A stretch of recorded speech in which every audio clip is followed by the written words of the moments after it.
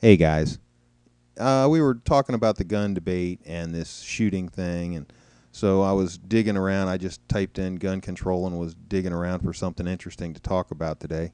And I found this one article or video that talks about a home invasion and three guys going into a house.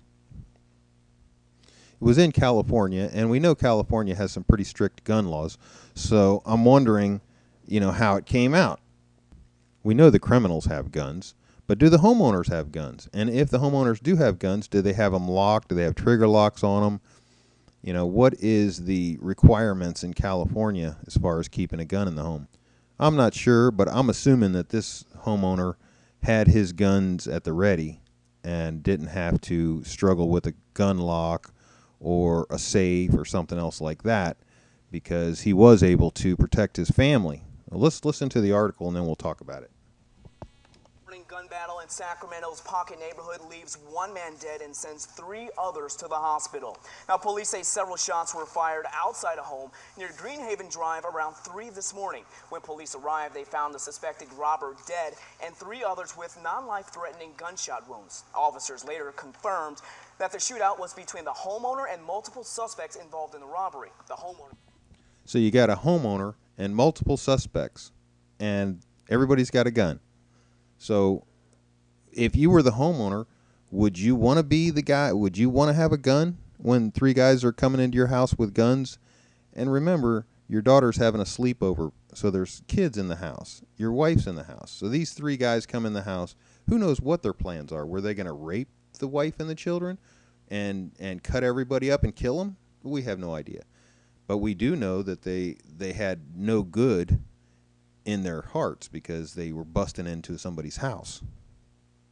My question is, should people have guns for self-defense and to defend themselves from people that break in the middle of the night? Should they be required to lock their guns up so that it takes longer to get to them?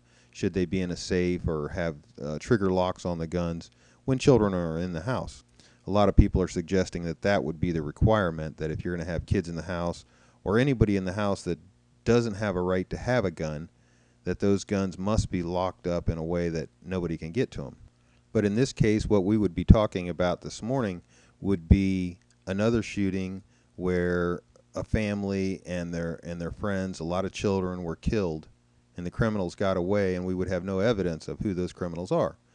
But because the homeowner actually had a gun and was good at using his gun, he was able to kill one of them, injure the others. They all got arrested, the ones that survived, and the homeowner's alive and well, along with his family and the visitors that were there, the children. Was also hurt in the shootout. Neighbors say the violence next door and so close to the Christmas holiday has them on edge. It shakes you a little bit, but like we said, with the crime these days, I guess, nothing really surprises you. So he's pointing out the fact that it's crime today. It's the people. It's not the guns. It's the people. And how do you defend yourself against sick people? Well, you could call 911 and the cops will be there in 5 minutes. Of course, the criminals will have killed you and you would and been long gone by then. Maybe you can write their tag number in blood on the mirror or something before you die. Or you can be like this California homeowner who decided to be prepared, and when the guys come busting in the door at 3 o'clock in the morning, woke up, came out, and took them down. And remember, most criminals are not very good shot. They hold their guns sideways. They don't practice. They don't clean their guns. So usually a criminal's gun is going to fail. I mean, it might shoot the first bullet. After that, it's going to jam because they don't know how to clean their guns. They don't know how to maintain their guns. So what they do is they go out and buy them and hide them in the bushes, and they get rained on. These guns are not very good guns. So when you get into a position where the homeowner is having a shootout with a criminal, the criminal is most of the time is going to lose because the homeowner has the training.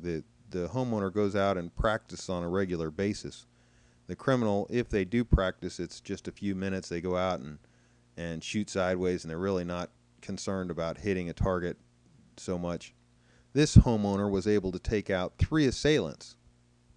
And I know he got wounded, but he's alive. One of them is dead, and the other two are injured. So I would say that he won this deal. But you won't hear about this on the news. I mean, watch the news today, watch the news tonight, see if you see anything about this shooting, and see if you find out whether or not the media thinks it was a good thing that the homeowner had a gun.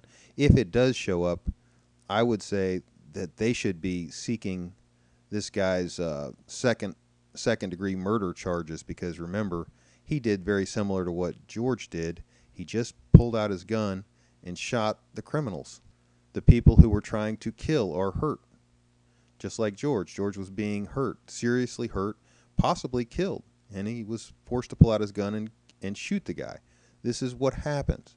And this should be the lesson to all the young people who think that they're all that and they're tough and they're going to kick somebody's butt. Well, somebody's going to pull out a gun and blow your brains out. You might be tough, you might have big muscles, but your muscles aren't a match to a 9mm going through your heart.